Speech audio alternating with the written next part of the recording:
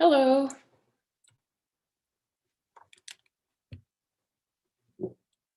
Oh, I'm not able to hear you. I think you're on mute there, Eric.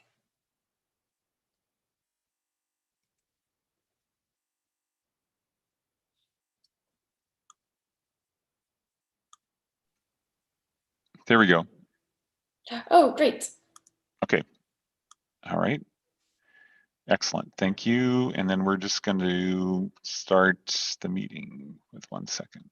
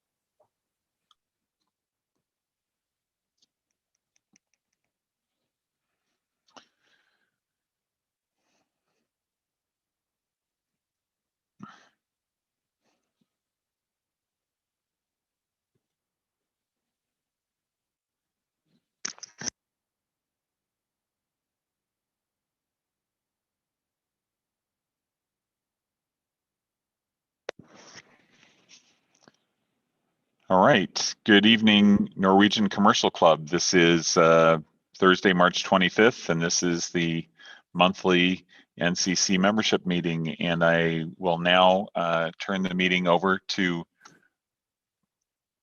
President Debbie Larson. Hello and welcome, everyone, to the Norwegian Commercial Club meeting. I am Debbie Larson, the president of the Norwegian Commercial Club. Today is March 25th. To those of you who were on the virtual social hour last month, we had a lot of great feedback, so we're going to do it again on Thursday, the second Thursday of the month. Usually we have, well, on normal years, we have 2 meetings a month. So, and usually the board meets on the second Thursday. So after our board meeting at 5:30, we will let you into our Zoom meeting so that we can have another social hour or half hour. So as soon as the meeting's done, we will let you in. So plan on getting in somewhere around 5:30, and that will be on April 8th. The state guidelines have been changing lately, so we will let you know if there's any updates as far as when we can meet in person. We are still not able to do that yet, but we hope it's getting closer. Until then, you can watch the virtual meeting live or on the Norwegian Commercial Club YouTube channel. You can search for Norwegian Commercial Club under YouTube. So now we are going to observe a moment of silence, followed by the ringing of the bell in memory of members who have passed away since we met last. Tonight we remember longtime Norwegian Commercial Club member TANGLED, who passed away on March 4th. He was Man of the Year for the LIVELIHOOD in Gallard in 2005. Also, father of 2 Norwegian Commercial Club past presidents, Victoria Hunter and Chris.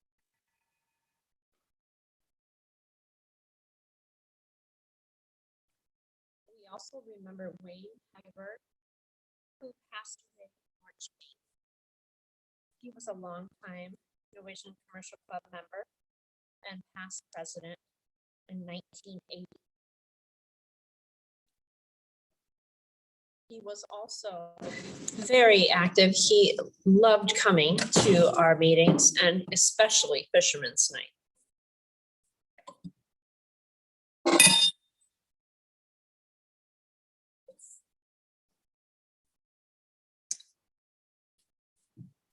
Thank you. So I have just a few announcements before we move on. Stay tuned for information about the 17th of May celebration. There will be a virtual luncheon program put together by Tim Hunter with a lot of fun. And also other activities will be coming up, and we'll let you know more about that. Marketing is coming soon. Another announcement is something we just sent out to you recently, and that was from our Honorary Council of Norway, Viggo Ford, who let us know that the Norwegian police have changed the rules significantly for the issuance of passports for children under 12, starting May 1st. We sent this information out yesterday in an email, so contact Viggo if you are needing help before the May 1st deadline, as soon as possible. We were missing a lot of membership dues payments from about 60 people. So I sent out a letter by email and mail, and we had several responses. Thank you so much for your responses. Please let us know how we can help you with this process. If you have any question about it, or if you aren't able to pay this year, we just want to know how we can help you. And please use the website to pay your dues. And now I'm going to turn this over to our treasurer, Corey Nelson, to give us an update about membership and finances, as well as how you can make donations. Thank you. Thank you. So like we mentioned last month, we're raising money to continue our donations that we've done in the past. So without Fisherman's Night, we don't have that revenue that we normally donate. So now we're just taking donations, and so we're asking for that. The best way to do it is through our website. We have a button on there that you can donate money. Obviously, you can always mail in a check as well. Now, I do have to make note, though, Norwegian Commercial Club is not a 501 or a 501c3 corporation. So unfortunately, the money that you donate to this particular fund is not tax deductible. Like it would be if you donated straight to a 501c3. So keep that in mind. But the advantage is the club's still able to do the donations that we've done in the past and keep that going. So we've actually raised quite a bit too. We've gotten a little over $1,100. We're almost at $1,200. So that's been pretty fantastic. I think by the end of the year we'll have that up to our goal of 2,500. And then we'll be able to donate that out. So another thing I want to bring up too is scholarships. So we are doing scholarships this year, as we've mentioned before. So anybody that you know that can use a scholarship to go to school, encourage them to apply. So we haven't gotten enough applicants in yet. So we really need these applicants in there. So anybody you know, reach out to them. Once again, the best place to do it is on the website. All the forms are on there. Even if you don't think the student fits into a particular program, we're willing to take a look at it anyway. So anyone and everyone, please feel free to pass the word along for that. But that's all I have. Thanks again for tuning in, and I'll see you next month. Thank you. I'm back, and I understand there was a little technical difficulty at the beginning, so I'm going to mention again that we are having a social hour again due to the favorable feedback. So on Thursday, April 8th at 5:30, we will have a social hour.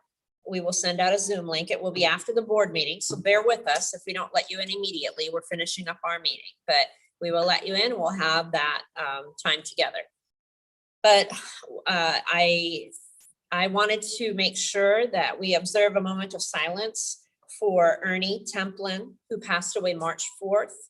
He was the Man of the Year of Leif Erikson Lodge in Ballard in 2005, also a longtime Norwegian Commercial Club member, and also a father of two former past presidents, Victoria Hunter and Chris Templin.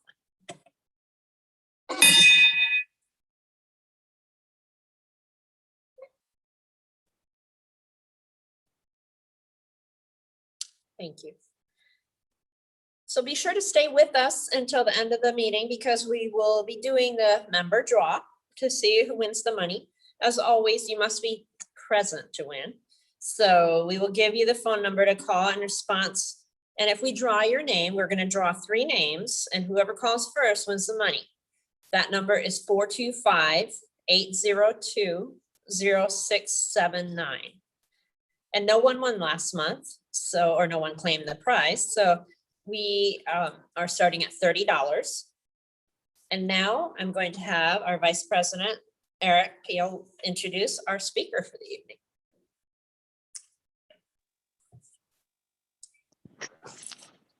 Good evening, everyone. And it's our great pleasure to have Allison Cutting with us this evening. She was a recipient of our Norwegian Commercial Club Scholarship in 2019, and we had a plan to have her speak to us last year, but unfortunately, due to COVID, we had to switch our schedule around. So Allie's going to join us, is here with us this evening, and she's a great presentation for us. Allie, do you want to, I'll turn the mic and the podium over to you, and welcome. And you should be able to start sharing your screen. And if you can't, well, I'll have to jump in and do something, but I think it should work. Okay, great. Thank you so much for having me here tonight. It's a real honor to be here, and I'm glad we were able to make it work out as a redo from last year. So thank you for fitting me in.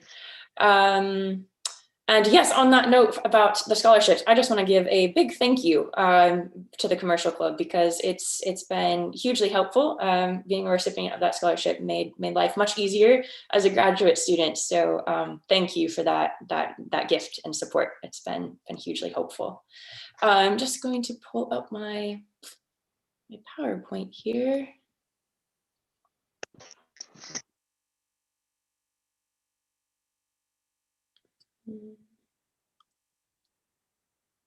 Okay, and I'm doing presenter view. Are you seeing my note slide or the official?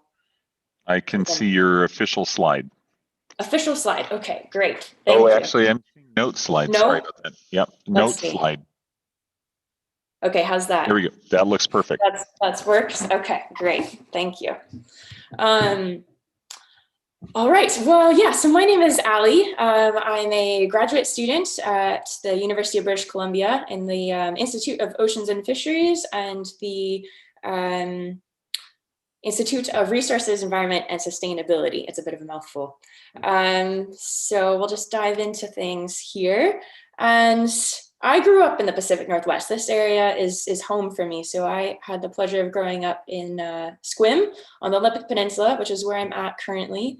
I went to school in Seattle at Seattle Pacific University. I studied ecology and sociology, and came back to Sequim to work at the Pacific Northwest National Lab and the Marine Science Center. And then I went up to Vancouver at the University of British Columbia and was there all of last year. And with COVID, I'm back in Washington.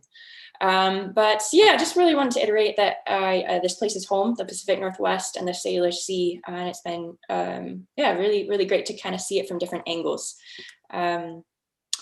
One of those angles that really captured my interest was seeing the Elwha River deconstruction of the dam.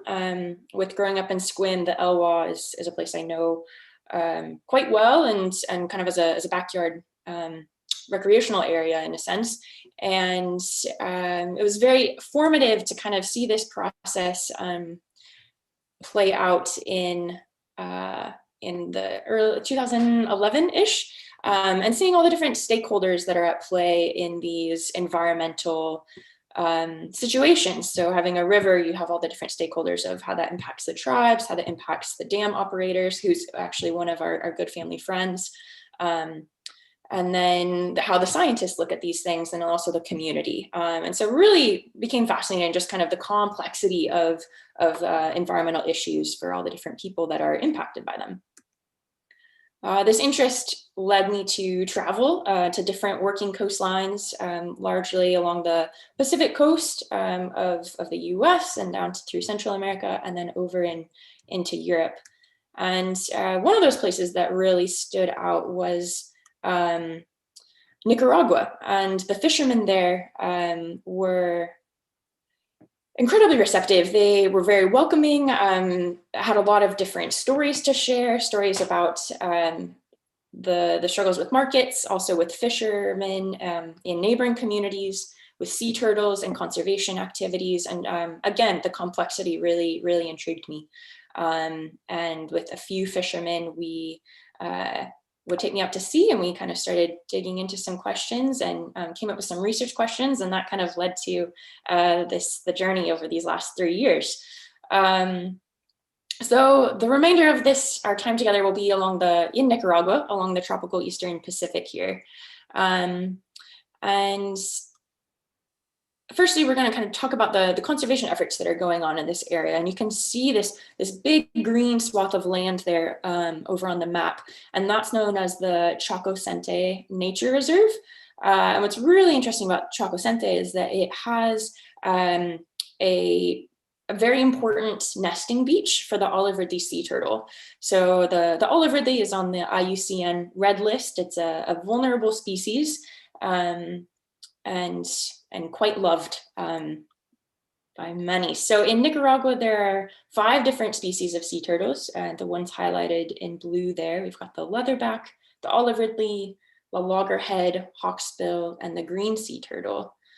And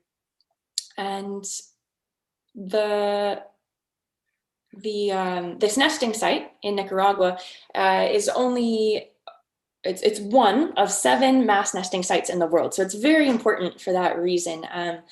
For the sea turtles, there's about 80,000 thought to be in the olive ridley sea turtle population. And so having one of these locations be a mass nesting site is actually very critical for the sea turtles' survival. But another critical aspect of this story is the fishing community. And so you'll see these 2 spots on the map there. We've got the sea turtle nesting beach, and then right next to it is this fishing community called El Astillero. And El Astillero, the translation of that from Spanish to English, means the shipyard. So just really the fact that the town is, its namesake comes from fishing boats. Is pretty telling of just how important fisheries are for this community. Kind of zooming out and looking at the broad scale importance of small scale fisheries is that 12% of the world's population depends on the fisheries for their livelihood. Also 17% of the world population depends on fish for their primary protein intake. And then out of that 12% there of those fishers that depend on fishing for their livelihood, 90% of them come from small scale fisheries. So not sure what the audience is fully here and how many people are really knowledgeable of the fisheries, but there's small scale, large scale, small scale, many different definitions of that, but one of them is boats that are under 20 feet and operate on a certain small motor size. So this town that we're looking at classifies as a small scale fishery. Just a bit about the town of Astillero. The population is about 3,000 people. There are around 85 boats, and the average income is around $100 USD each month. Fishing is the main economic activity, followed by tourism. But as there's been a lot of political unrest in Nicaragua, the tourism industry has been dropping, and a lot of folks are moving into fisheries as kind of a last resort option. So really critical, again, as kind of a fallback source of livelihood for folks here. And just to kind of tell this story a bit further, this photo here is a boy named Mateo, and his grandfather is Andres over here, and Andres is a fisherman. Mateo lives inland, about 2 hours from the coast, but Mateo's asthma medication is purchased through the money that Andres makes from fishing. So just kind of getting at this notion that fishing doesn't only help the fishermen and their immediate family and community, but it actually has a really broad effect, not just along the people that live on the coastline, but even folks who are inland who are related with people on the coast. So yeah, very, very wide reaching impact. So in Astillero, some of the strategies for fishing is spearfishing, long lining, and gill netting. And gill netting is one of the most prominent, and then also one of the most harmful for sea turtles. So the fishermen here will use a bottom set gill net. And one thing that I just want to note is the mesh size of that net. So that's the size in which the fish are getting caught, and that actually was really impactful for determining when a sea turtle is caught. It's seeming to show. So that's just one thing to keep in mind there, what a mesh size is. And then another livelihood strategy is actually poaching, which starts getting really sticky on all these different issues here. So sea turtle eggs are historically a food that Nicaraguans will eat. It's kind of seen as a delicacy. It also has a really high price point. So if you harvest one sea turtle nest, the price of that, you can sell it for around $60 USD. And if you recall, about $100 USD is the average income from a fisher. So if you could capture one sea turtle nest, it's quite lucrative and quite effective in making a livelihood. But this has been problematic, and in the 90s, Nicaragua banned sea turtle consumption of eggs, meat, or sea turtle shells, and they enforced militarized conservation. So since the 90s, there's been military presence on the beach of Chacocente. They've used a lot of force in the past. Community members who would come in to poach the sea turtle eggs were shot at. People have died, been paralyzed. So it's quite a conflict. Right now, there isn't, they still carry arms, but there's a more physical fighting rather than shooting at this point in time, but still quite heavy-handed. And this has really created tension between the community and the conservation military rangers. So with this, things seem a bit ineffective. And the undermining happens on both sides between the livelihood and the conservation. So fishermen are undermined because their fishing grounds are closed and they've got lack of access for fishing. And then the sea turtles are also undermined because currently all of the conservation effort takes place on land, guarding against poachers, and none of it takes place out at sea where bycatch happens. And so there's quite a gap there on a big harm towards the sea turtles. So both historically and currently, there's really a division between livelihood and conservation. Fisheries and conservation and development and economics are often talked about separately in the literature and then also in the decision-making conversations. So what we're trying to do right now is bridge this gap, and we believe that it can be done, but it's a bit awkward, and it's taking a much more interdisciplinary approach to kind of hold things in different fields, hold them together, and kind of bridge those gaps. Which leads us to the research questions that we're currently working on in Nicaragua and trying to grapple with. So specifically, this looks at trying to understand within the fishing practices that are taking place, which of those are generating the most income, so which ones are most efficient for helping fishers' livelihoods, and then which fishing practices are actually most detrimental to turtles. And then kind of zooming out and looking at the broad picture of this, it's really getting at this story of, do efforts to meet marine conservation goals and livelihood needs of coastal communities end up undermining one another? And if so, what are all the different dynamics and places where we can kind of bridge those gaps? So specifically for our study, this took the form of creating an observer program and then also conducting interviews and talking with fishermen in order to try to use both social and natural sciences to understand the dynamics that are at play here. And it's really kind of getting at this idea that currently the conservation regulations that are in place do not seem to be the most backed by scientific knowledge or local knowledge. So really trying to harness that and put that into a package that then can be delivered and useful to communities and decision makers. So the methods that we specifically used, yes, was an observer program, which is putting, we trained 3 students, put them out on fishing boats, and they collected catch data with the fishermen. This is a voluntary program, so the fishermen volunteered to participate and partnered with us. And then we also used qualitative data, which include more conversations and understanding the nuances and perspectives of what was happening in the fishery here. So that was interviews, and then also just living in the town and kind of absorbing the environment and field notes. And so from that observer data, this is one piece of information that we found was, where are the turtles being caught? You can see this big rectangle there. That is the closure of the fishery closure. So we've got some spots in there. So obviously there has been some fishing happening, but by the laws, that area should be closed to any sort of fishing activity 6 months out of the year. And again, all of the enforcement and regulation is happening on land. So this area of closure really isn't being enforced or monitored in any way. So it's kind of a free-for-all, which is quite problematic.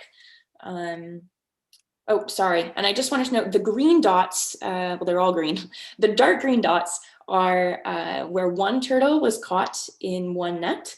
And then the bright green dots are where multiple turtles were caught in one net. So one thing that we're interested in kind of analyzing further is understanding what is driving these bycatch events, what different variables are at play that are leading to these incidences, so that we can kind of pinpoint that down, and rather than maybe making it this broad scale approach of having a closure over that whole area, trying to kind of fine tune and find different ways of fishing practices or fishing regulations that can maybe be a bit more precise and allow more room for fishing, and actually really zeroing in on how we can reduce those specific bycatch events. So again, kind of digging into the data a little bit further here, we observed 98 sea days. So we had observers going to fishermen and collecting data on 98 of those fishing trips. And out of those 98 fishing trips, they recorded 49 turtles being caught. So again, this is kind of where we're going through with a fine-tooth comb and looking at different correlations and what variables were at play to have this bycatch event take place. And what we're finding so far is that it seems to be seasonal, definitely. September and July were really heavy months for fishing, but then also the type of gear that's being used. So if you remember before, I mentioned the mesh size of the gill net. And so that changes, that mesh size changes depending on what fish you're trying to catch. So if you're catching snook, you use mesh size 7. If you're catching lobster, you use mesh size 3.5. If you're using snapper, you use mesh size 4. So with all of the different sizes and where those nets are being placed based off of the fish you're trying to catch, seems to be changing your likelihood of catching a sea turtle. Continuing on with that, breaking down a bit of what the condition of the turtle was when it was caught, and then if it was caught, was it used or not? And that kind of ties into the piece about poaching. So really trying to understand fishers' perspective of sea turtles. So how much do they see a need to still use a turtle to take the eggs or use the meat? Or are they pretty consistent with minding that and letting that turtle go, even when dead, when they catch it?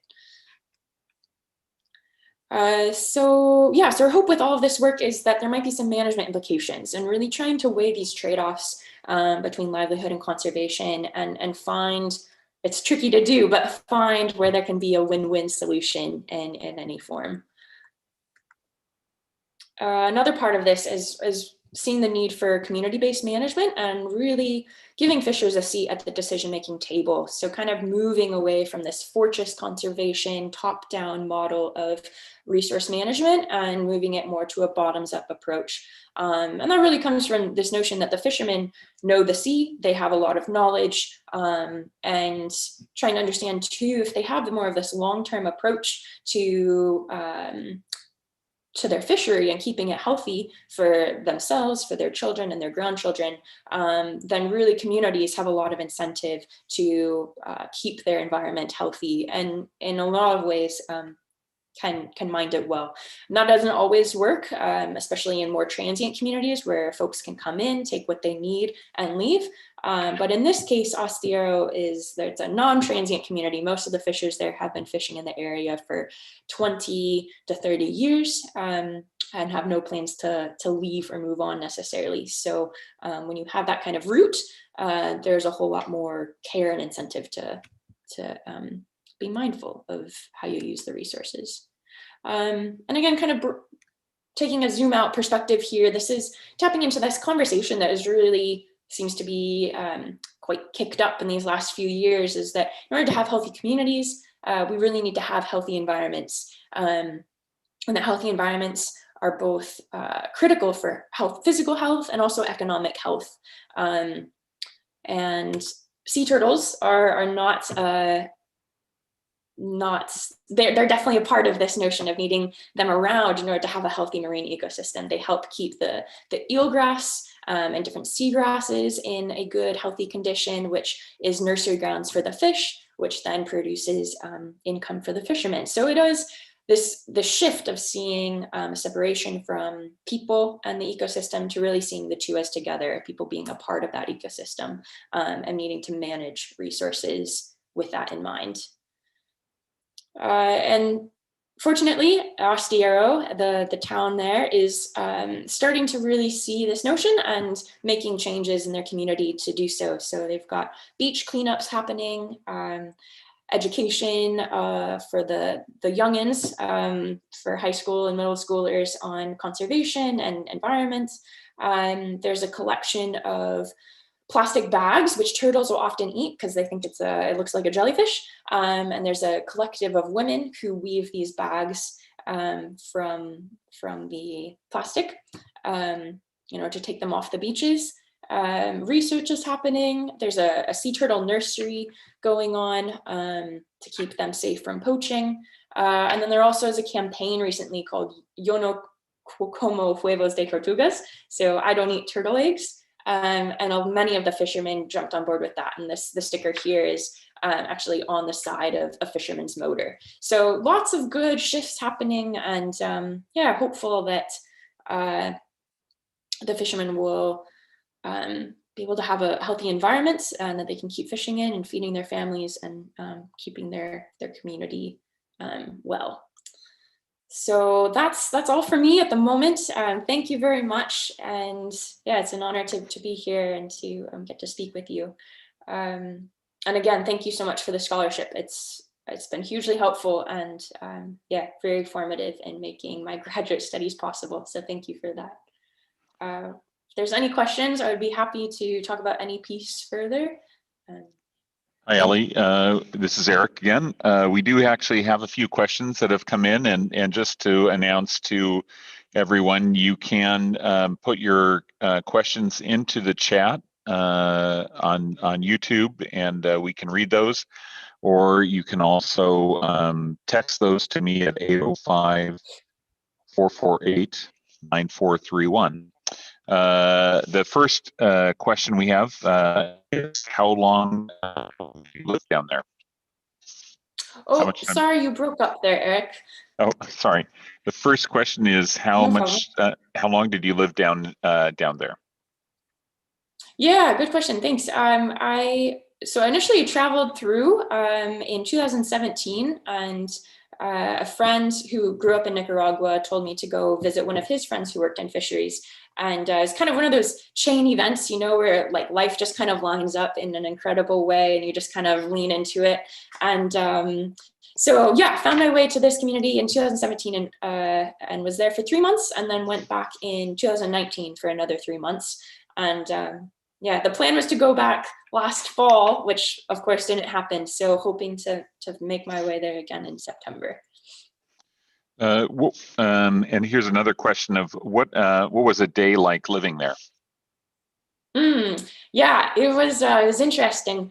Usually we'd wake up around 4:35, go on the beach, talk with the fishermen, help them get their boats out into the water. Usually a fisherman would ask if I wanted to come, which was again a great honor, and so would jump in the boat with them. Fishing was, gill net fishing would happen in the morning. And that was always interesting. It was really fascinating seeing the difference in the catch. Sometimes they'd catch a whole lot, sometimes they catch nothing. The smells were very intense, gasoline and fish. And then the afternoons would be quite lazy. People would usually take a nap, rest, cook. And then the evenings, either go to bed early, or fishermen would go out again to go long lining around 5 at night, and that long lining takes place all through the night. So they leave at 5 at night and then come back to the beach around 5 in the morning. And that was a very disorienting process of being up all night fishing, but also very fascinating and yeah, very fun. Lots of plantains and fish for food, beans, rice. Yeah, beautiful people. Thank you. And we have another question about turtle diet. You mentioned they eat jellyfish. What else do they eat? Yeah, they also eat crabs and lobster. They'll eat crustaceans. They'll eat jellyfish. And the jellyfish is quite an interesting one because jellyfish will actually eat fish larvae. And so it's kind of like the food web sort of situation. So if you take out the turtles, then you can have a jump in jellyfish populations, and with that jump in jellyfish populations, they'll end up eating more of the fish larvae, and then you end up with less fish. So it's really helpful having those sea turtles there to kind of keep everything in balance and allow the fish populations to do what they need to do. Terrific. Well, any other questions? Last call for questions on the chat, or okay. Well, Allie, I want to thank you so much for being with us this evening. Fantastic presentation, and really fantastic to hear about all your work and your research. And hopefully we can have you come back when we're in person sometime. We'll be sending you one of our Choose and Talk trolls, which is what we give to all of our speakers. And so you'll be receiving that from us in the mail. But please keep in touch. We'd love to hear more about your work and how it progresses. So thank you. Thank you so much. I really appreciate it. It's great to be here. Okay, great. And with that, I will turn the podium back over to Debbie Larson to continue with the rest of the meeting. Thank you so much. And thank you, Allie. I know it took a year to get you here, but we're really happy we finally got to listen to what you had to tell us about. So thank you again. So now it's time for our drawing, member drawing. So Corey is going to assist me with that. You can kind of see him here. Yeah, let's see. All right. So we're going to draw really well. We're going to draw 3 names, and we're going to have you call 425-802-0679. The first name we have here is John Arvik. John Arvik. And then we'll draw another. You have to be fair. I'll let the 3 be drawn first. Then it's a competition. Gordon Strand. Gordon Strand.